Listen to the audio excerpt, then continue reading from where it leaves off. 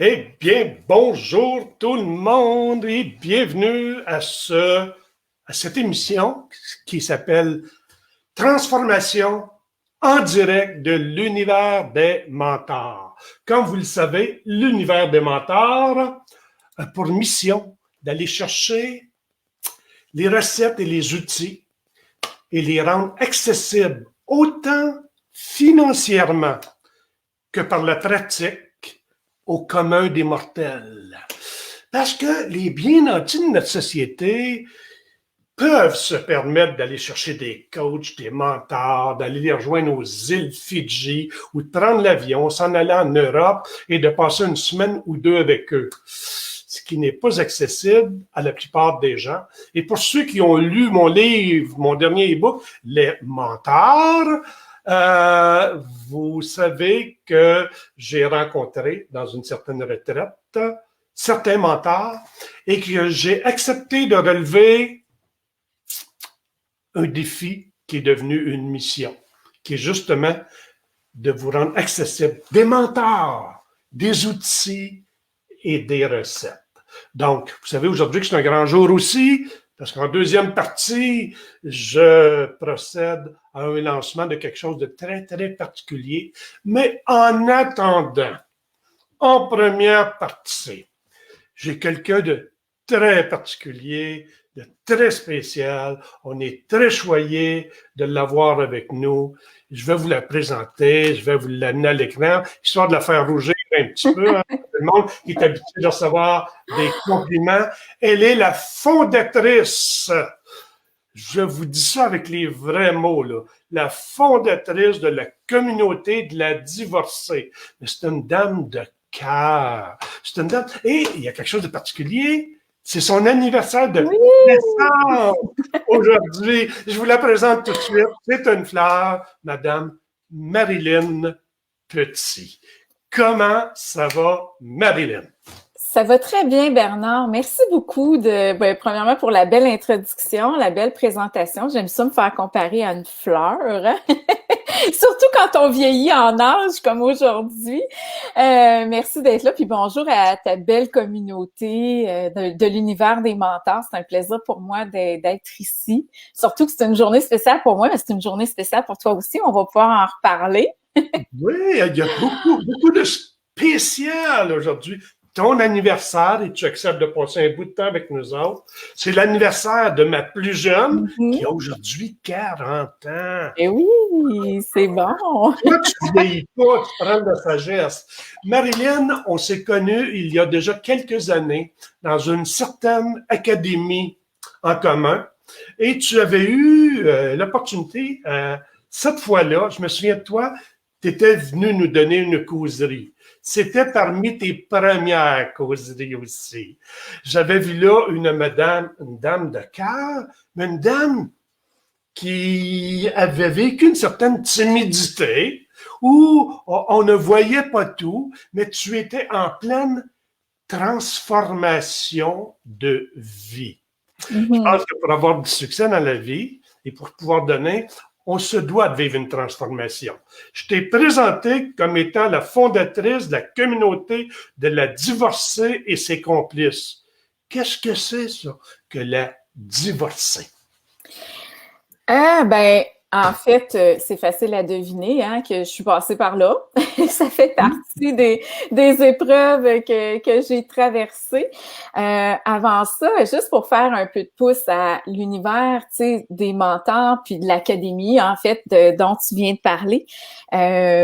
Moi, à la base, le plus grand de mes mentors, hein, celui que j'ai eu le plus grand dans ma vie, c'est mon fils aîné. Pierre-Olivier, qui est né avec une importante maladie. Et c'est ça un peu qui m'a poussé, c'est pas un peu, qui m'a poussé dans le fond, dans l'univers du développement personnel. Hein. Souvent, c'est une épreuve qui vient nous shaker puis qui nous remet, tu sais, on se réenligne. Et là, c'est pour ça que moi, à la base, j'avais adhéré à l'Académie Zéro Limite. où on s'est rencontrés et c'est là que j'ai décidé je suis devenue auteure, je suis devenue conférencière, je suis devenue coach pour aider les gens, une espèce de mentor parce qu'une coach, c'est ça. Fait que ça, c'est dans ma première histoire. Fait qu'au départ, moi, on m'a peut-être connue, s'il y en a qui me connaissent sur ton mur, peut-être par des millions de soleils rayonnés malgré l'épreuve qui est l'histoire de mon fils malade. Et en 2017, il y a eu un autre, parce que c'est pas parce que tu as une épreuve dans ta vie, hein, qu'elle prend toute la place puis que ça t'immunise à d'autres épreuves. Mais ensuite, moi, j'ai connu le divorce.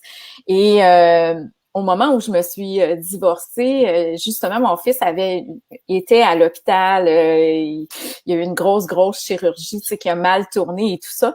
Puis, moi, j'ai eu à me repositionner parce que j'ai fait ce qu'on appelle un épuisement de compassion, qui est comme une dépression, mais à force de voir souffrir quelqu'un.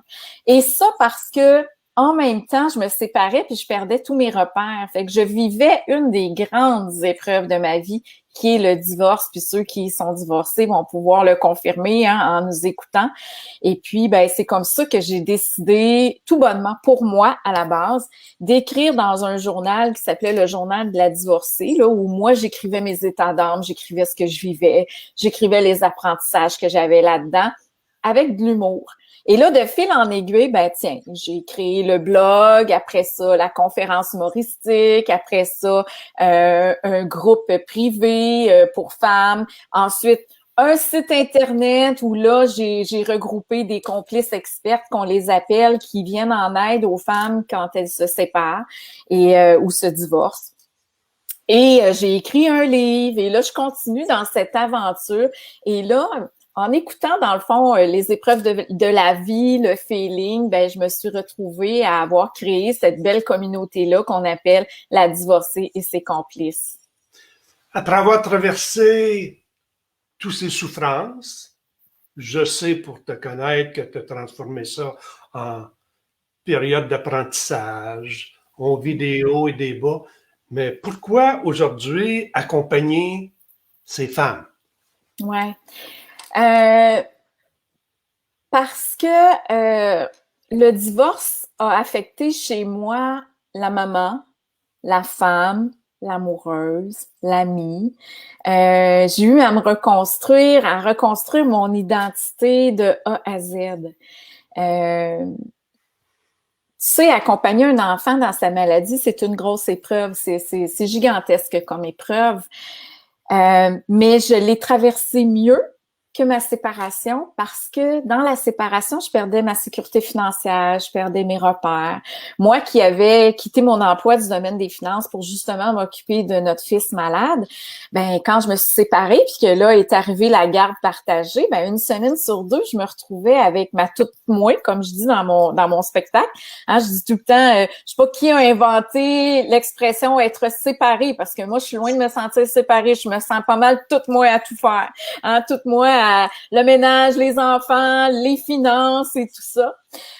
Donc, de se retrouver toute seule avec moi une semaine sur deux, puis là, je me disais, t'es qui, toi, tu veux quoi? Parce que dans le couple, souvent, la femme, étant un peu plus maternelle, étant un peu plus peut-être dévouée, proche des enfants, on a tendance à s'oublier un peu plus que l'homme qui, lui, souvent va vaguer à sa carrière. Tu sais, comme moi, dans mon couple, moi, j'avais le mandat d'être à la maison, m'occuper d'un fils malade, puis monsieur, lui, faisait sa carrière encore, tu sais. Et quand tu te retrouves que là, c'est plus ça l'idée du début, là. C'est plus monsieur va prendre soin de toi, va ramener de l'argent à la maison, c'est envoie out du nid, puis là, débrouille-toi. Du jour au lendemain, quand ça faisait, tu sais, moi, ça faisait 16 ans que j'étais à la maison. Donc, ça a été tellement une grosse épreuve pour moi, de me retrouver toute seule, de perdre mon rôle de maman, parce que j'avais tout mis là-dedans, là, moi, j'avais quitté mon emploi, ma carrière, mes possibilités d'avancement, tu sais, j'étais qu'une maman 24 heures sur 24, qu'une et toute une maman, tu sais, ça dépend comment on le voit, mais dans mon regard à ce moment-là, c'était, j'étais une maman et je n'étais que ça. Donc, quand une semaine sur deux, tu te retrouves toute seule, que là, tu dois te réapproprier ton identité, te rebâtir, coller morceau par morceau parce que c'est ça que ça fait, la rupture. Et puis que là, tu n'as plus de sécurité, ben je me suis rendu compte que tout était plus difficile à l'extérieur. Comme ça allait pas bien émotionnellement, ben j'étais à mon œil à moi, une moins bonne maman pour accompagner son fils dans la maladie. J'étais plus disponible pour mes amis. J'étais vraiment j'étais pas présente. J'étais pas présente à moi, puis j'étais pas présente aux autres. Fait que c'est pour ça que je me suis dit, et j'étais tellement toute seule. Je me suis sentie tellement toute seule parce que, bon, moi, je viens de Québec, mais qui prend mari prend pays. Fait que je me suis retrouvée à Québec sans famille. Puis là, ben, quand tu perds le mari, t'es quand même toute seule là, hein, sans famille encore. Donc, j'ai vécu ça beaucoup dans la solitude. Puis je me suis dit, mon Dieu, que c'est quelque chose qu'on vit tellement difficile, puis le vivre seul en plus, j'ai trouvé ça horrible, moi, cette épreuve-là. Fait que c'est pour ça que comme j'avais déjà la formation en coaching, hein, j'ai étudié 3 ans en programmation neurolinguistique, j'ai étudié l'hypnothérapie d'impact, je suis une mordue du développement personnel, donc des diplômes en veux-tu, en as, là, j'en ai. Fait que donc, ben, j'ai décidé de mettre ça à profit pour cette cause-là, parce que une fois que tu prends soin de la femme en toi, ben tu arrives à remplir mieux tous les autres rôles qu'on a puis que la société nous demande de mettre en place. Puis la communauté, ben je l'ai bâtie pour pas que les femmes soient seules quand elles vivent ça. C'était ça ma première motivation. Pas qu'elles soient seules comme moi je l'ai été.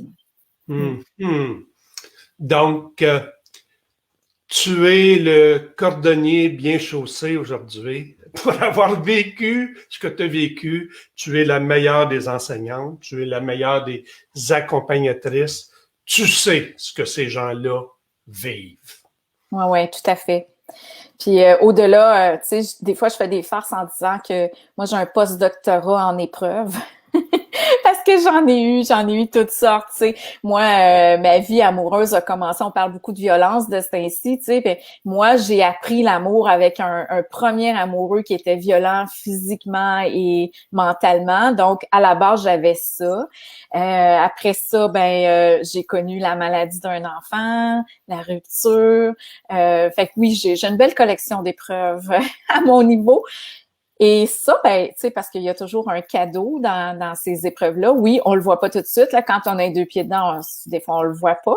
Ben, ça me permet d'avoir une empathie puis une compréhension pour les gens que j'accompagne. Une facilité de vraiment comprendre leur réalité. Dans ton premier livre, Des millions de soleils, oui, il est mentionné « Rayonner malgré l'épreuve ». Oui. Je trouve un chapitre qui est donner un sens à ce qui n'a pas de sens. Oui. Que veux-tu dire par là? Ben, en fait, dans ce livre-là, hein, moi, parce que moi, mon histoire de maladie avec mon fils m'a appris qu'on pouvait rayonner malgré l'épreuve, avec l'épreuve ou grâce à l'épreuve. Ça dépend de ce que tu vas décider d'en faire.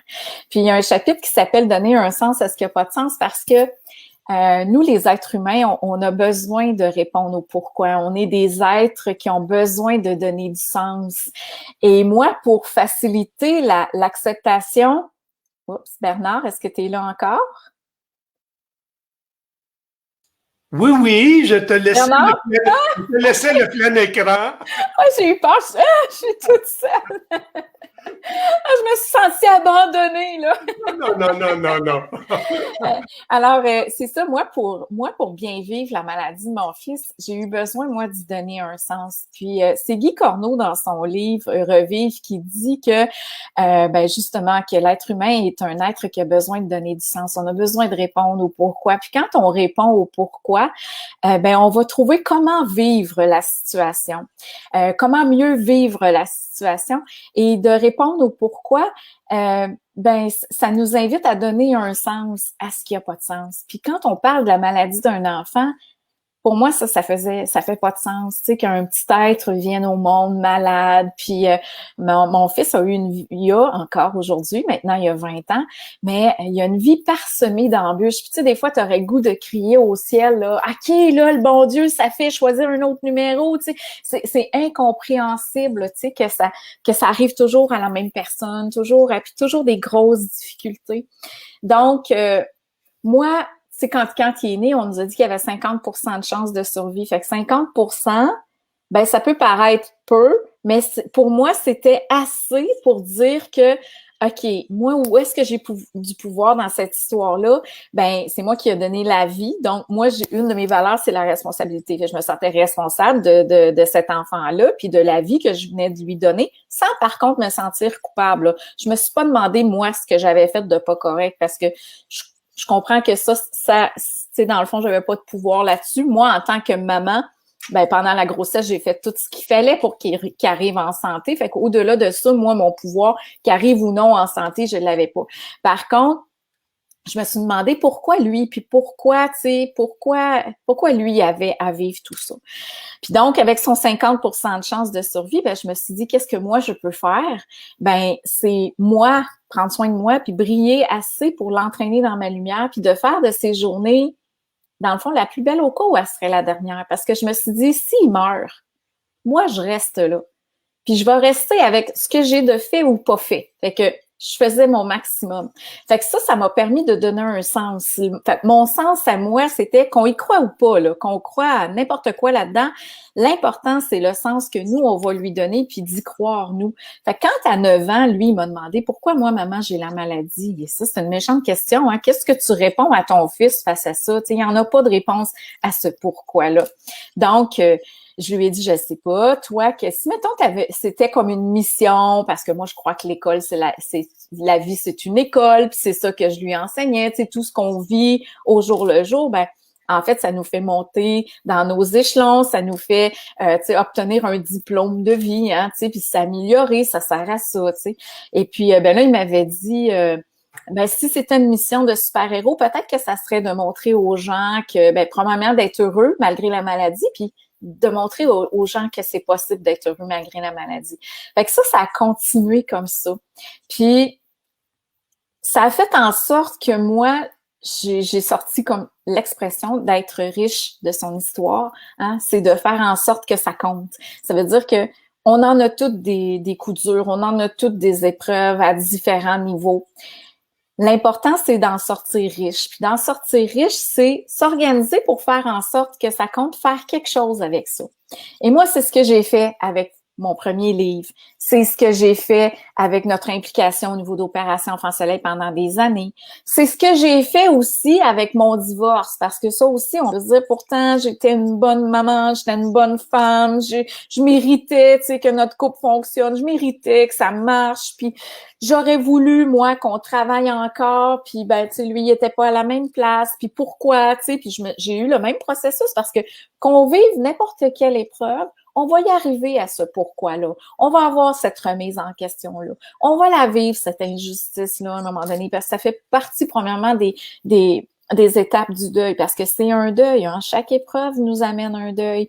Alors, ben, quand j'ai sorti mon livre, avec cette histoire-là, puis avec la communauté que je mets, c'est encore ça que je fais, donner un sens à ce qui n'a pas de sens. Parce que si une séparée ou divorcée m'écoute aujourd'hui et elle me dit « Ah, moi, je le prends pas, j'arrive pas à l'accepter. » Ben, c'est ça. Donner un sens à ce qui n'a pas de sens va l'aider à s'accrocher à quelque chose, à faire en sorte que ça compte, à être plus riche de cette expérience-là. Voilà. Je retiens une des phrases qui a été écrite dans le courriel promotionnant notre direct d'aujourd'hui, où ça disait que tu enseignes aux femmes aussi à redevenir heureuses, à redevenir une bonne célibataire pour se redonner le droit à l'amour et tout ça. Donc, tu n'es pas là, vous n'êtes pas là ensemble pour condamner l'autre catégorie qui fait partie du couple, mais on a à redevenir, à se reconstruire et à redevenir accessible. Oui, oui. Puis tu sais, avec le titre La divorcée, des fois on me dit, tu sais, oh, est-ce que c'est une gang de femmes frustrées qui parlent contre les hommes, tu sais.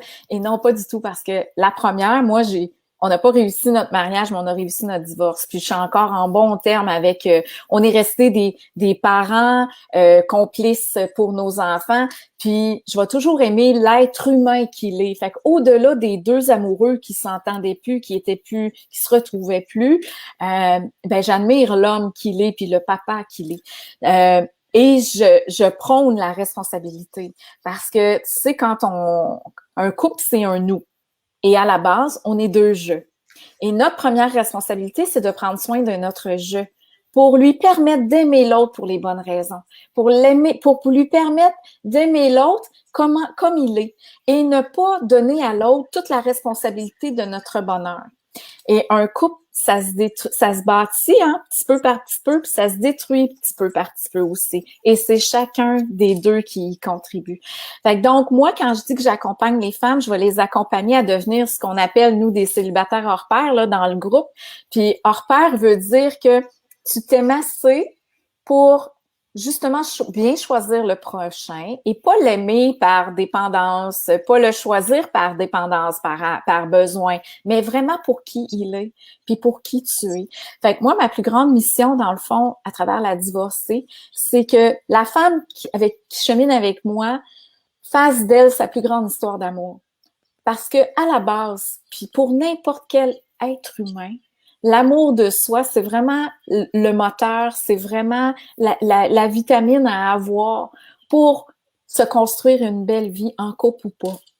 Et une fois que tu t'aimes puis que tu as de l'amour pour toi, ben veux pas, tu vas retrouver la confiance, tu vas retrouver l'estime, tu vas te laisser aimer puis tu vas mieux aimer les gens. Tu leur fais connaître une transformation, quoi. Oui, c'est une belle transformation. Ouais. Une transformation à partir probablement de ce qui est déjà à l'intérieur, mais il faut le dépoussiérer, il faut redonner un sens à sa vie, comme tu l'expliques, et on pose des gestes qui voient à notre transformation. Oui, vas-y. Ben, en fait, je dis à chacune des femmes qu'elle est extraordinaire à la base. Mais des fois, elle a oublié à quel point elle était extraordinaire. Fait que moi, ben, je leur rappelle la mémoire. Puis oui, tu as raison, tu sais, il y a un postulat, parce que moi, je suis de l'école de la programmation neurolinguistique, de la PNL, puis il y a un des postulats qui dit que toutes les ressources sont dans la personne. Mais souvent, on va être porté à justement adhérer à plein de programmes, à lire des livres, à chercher nos réponses à l'extérieur quand on a juste à revisiter ce qu'on possède déjà. Puis c'est de là mon expression d'être riche de son histoire. Parce que on arrive devant une épreuve, puis souvent on oublie qu'on a dans notre propre coffre à outils un outil qui va nous aider puis qu'on a déjà utilisé dans une autre épreuve dans notre histoire ou pour une autre situation dans notre histoire. Fait qu'en fait, j'accompagne les femmes à faire l'inventaire de ce qu'elles possèdent déjà. Puis là, ben une fois qu'on fait ça, ben là, on est en mesure de voir qu'est-ce qui te manque ou qu'est-ce qu'on doit mettre de l'avant encore plus pour arriver à ce que tu sois la belle que tu es. Bravo, Marilyn, bravo. On dit que tu es la coach complice. Oui. Dirais-tu que tu es une mentor? Mm-hmm. Complice, c'est un acronyme qu'on se sert parce que moi j'ai créé un membership, fait que les femmes, c'est pas un programme de formation, mais c'est un membership où les femmes ont, puis je dis femmes parce que c'est réservé aux femmes séparées ou divorcées ou célibataires en quête d'identité, tu sais, qui vont chercher le pourquoi, qui vont chercher, qui suis-je moi maintenant sans lui, sans les enfants, puis complice, ça veut dire confiante, optimiste, motivée, précieuse, libre, indépendante, courageuse et épanouie. Fait que c'est l'acronyme. Et ça, c'est des aptitudes qu'on va travailler dans le membership. Et dans le membership, oui. Peux-tu nous répéter ça? La signification de cet acronyme-là? C'était beau. Oui, c'est ça. Ben, le C de complice, ça veut dire confiante, optimiste, motivée, précieuse, libre, indépendante, courageuse et épanouie. Et ça, c'est ce qu'on dit. À la base, une complice, est ou tente à devenir ça. Puis ça, dans le but de se bâtir une nouvelle vie épanouissante, une nouvelle vie qui lui ressemble, elle. Fait que ce membership-là s'appelle Les Complices. Puis on parle aussi de La Divorcée, Ses Complices, qui est mon groupe privé. Tu sais, c'est pas juste La Divorcée, c'est La Divorcée, Ses Complices, parce que, sais-tu quoi, Bernard, ce qui est beau, c'est que quand t'entres dans la communauté de La Divorcée, Ses Complices, ben c'est toutes des femmes séparées, divorcées ou célibataires, tu sais. Puis dès qu'il y en a une qui arrive, là, elle est accueillie comme une princesse. Et puis je dis toujours complice, aussitôt arrivée, aussitôt complice, parce que ce qui est beau, la magie là-dedans, c'est qu'elles s'aident toutes une et l'autre, tu sais. Et là-dedans vient des complices expertes qui sont des professionnels, notaires, avocates, psychologues, coachs, organisatrices. Ça fait toute partie de l'équipe de La Divorcée puis sont présentes sur la plateforme. Fait que dans le membership, une fois que tu es prêt à travailler sur toi, parce qu'au départ, quand tu te sépares, hein, ben là, c'est le brouhaha, là. Fait que là, c'est la maison, on se sépare la maison ou l'appartement où je déménage ou les enfants, les papiers, Là, t'es peut-être pas apte à retravailler sur toi. C'est pas le temps, là, de te mettre à chercher ta lumière à l'intérieur de toi. Tu n'es qu'en survie ou en réorganisation, tout ça. Mais quand, dans ton cheminement, tu es prête, ben là, tu peux rejoindre le membership Les Complices, où là, moi, je donne des coachings à chaque lundi midi. Il y a un coaching de groupe par mois, il y a des entrevues, il y a toutes sortes d'activités. On a même des parties virtuelles parce que pour briser la solitude, on offre à ces femmes-là des moments pour se retrouver, puis qu'on fait sous forme de jeux, de parties, d'ateliers. C'est ça. Mm. Le temps passe très rapidement, Marilyn, en plaisante compagnie comme ça. Aurais-tu une adresse, aurais-tu objection ou tu serais d'accord à ce que je fasse paraître dans la bande déroulante l'endroit où les gens peuvent entretenir un contact avec toi, ton site web. Donc, je fais apparaître ça là. Donc, je mélange l'émission et les gens pourront te rejoindre là aussi bien sur ton site web, ladivorcée.com et ton adresse courriel. Il y a même ton adresse Facebook qui est là. Et une dernière question. Qu'est-ce qu'un bon mentor pour toi? Un mentor, c'est premièrement quelqu'un qui a marché le chemin, puis qui va être capable de savoir de quoi on parle, qui va avoir beaucoup d'empathie, puis qui va, justement parce qu'il a marché le chemin, il est en mesure de voir un peu les cailloux sur la route que la personne risque de rencontrer. Puis lui, comme il a marché le chemin, ben, il a retrouvé la lumière au bout du tunnel. Fait qu'il est en mesure de dire, viens, c'est par ici, tu sais. Et pour moi, c'est ça, un mentor. Un mentor marchera pas à la place de l'autre, mais il peut le guider, il va marcher à côté, puis il va suivre aussi la direction que la personne veut prendre. C'est ça pour moi, un mentor. À la base, pour être un mentor, il faut aimer grandement l'humain. Il faut le faire au-delà de l'argent, au-delà vraiment avec cœur. Un vrai mentor va avoir un petit côté missionnaire, tu sais, pour aider parce que ça fait partie de son ADN. Probablement qu'un mentor a donné un sens à ce qui n'a pas de sens pour arriver à être là à côté. Hey, c'est tellement riche ce que tu nous annonces, Marilyn. Moi, j'invite tous les gens à te suivre, à aller te rejoindre.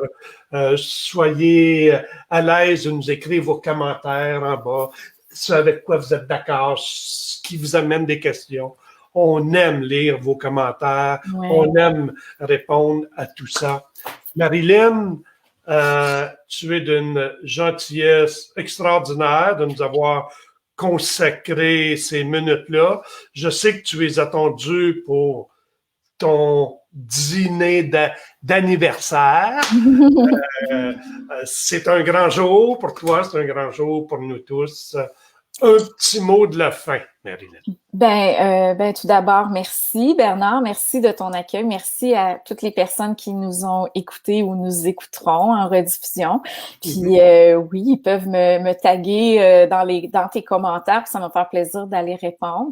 Puis oui, c'est un grand jour pour moi parce que c'est mon anniversaire, mais c'est un grand jour aussi pour toi et l'univers des mentors parce que moi, je vous quitte pour aller profiter de ce grand jour-là, mais toi, t'annonces quelque chose qui peut donner la chance à quelqu'un qui est rendu là, qui a besoin de ça, de choisir de faire de sa vie un grand jour hein, en adhérant à ce que tu vas nous proposer, ton beau programme Transformation. Fait que moi, je vais aller à mon dîner de fête, mais je vais te réécouter pour avoir tous les détails de ce beau programme-là. Parce que toi aussi, tu es un mentor. Hein? Toi aussi, tu en as marché, puis on peut le lire dans ton e-book.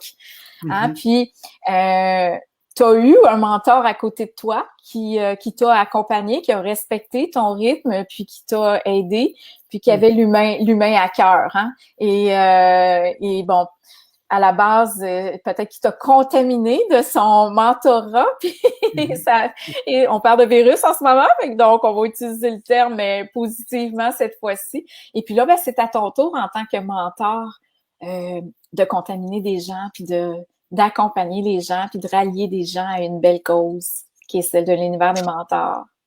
Marilyn, un gros merci.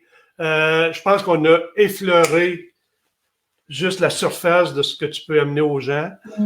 Un des rôles de l'univers des mentors, c'est justement de trouver des mentors comme ça qui ont une expertise et que les gens ont besoin. Et c'est certain qu'on va refaire une émission où est-ce qu'on pourra là être là 1h30 et se référer les uns les autres. Parce que oui, on est tous devenus forts à partir de nos accidents de parcours. Oui. Il nous a été donné le privilège d'apprendre à partir de ça.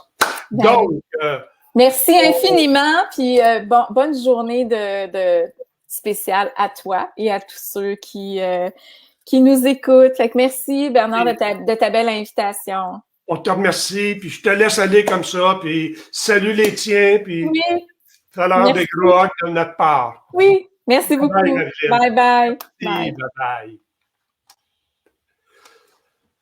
Et vous, les amis, quelque chose de spécial.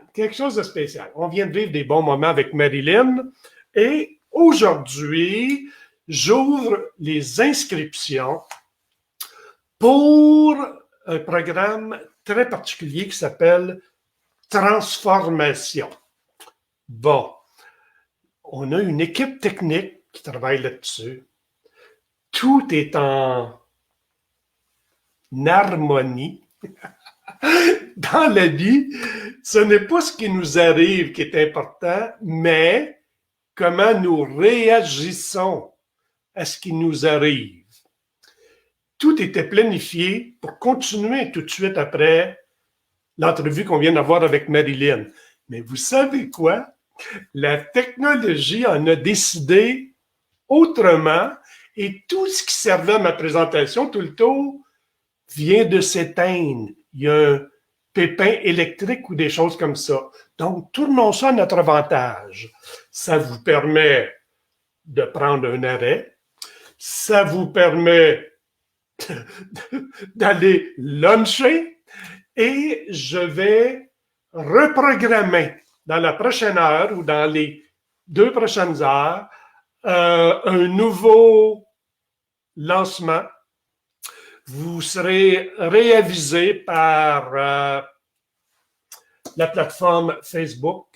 On va le remettre en ondes et en plus, on va le mettre en rediffusion, la deuxième partie, tout comme la première partie de Marilyn. Mais bref, ce que j'essaie de vous dire, c'est que on réagit favorablement avec la technique, on fait ce qu'il y a à faire et je vous recontacte pour mettre en ligne, probablement à travers un live comme ça aussi, mais aussi par courriel et par Facebook. Je vous fais une présentation d'une demi-heure sur qu'est-ce qui est inclus et pourquoi C'est un privilège pour chacun de nous autres que de pouvoir vivre une transformation. Donc, ici Bernard Galland, fondateur de l'Univers des mentors, et on se revoit très, très, mais très, très, très bientôt.